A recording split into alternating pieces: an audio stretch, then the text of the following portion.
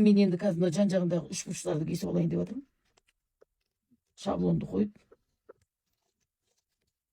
осылай.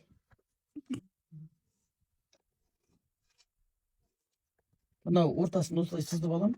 Енді осындай мынау ручкада арнайы тапсырыспен алған. Бұл сызған кезде үтікпен үтіктеген кезде кетіп қалады несі. Ал енді мынаны шаблонды қойып өлшеп алған кезде мына енді 8 сантиметр, биіктігі 10 сантиметр.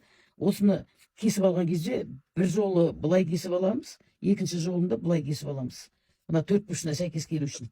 Сосын кейін бұның жаңағы түгі төмен қарап тұру үшін осылай бірде былайнан кесіп аламыз.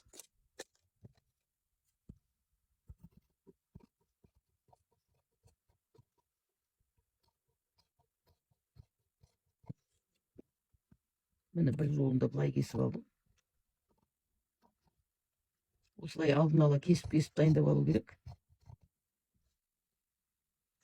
Одан кейін екіншісін жаңағы мынандай түгін төмен қаратып, мына шаблон 10-да 14-пен осындай 4 ромб кесіп аламыз.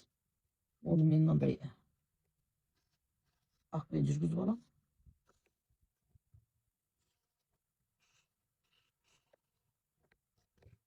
Осындай ромбтан бізге 4-еу сызып алу керек. 4 данасын кесіп алу керек осылай.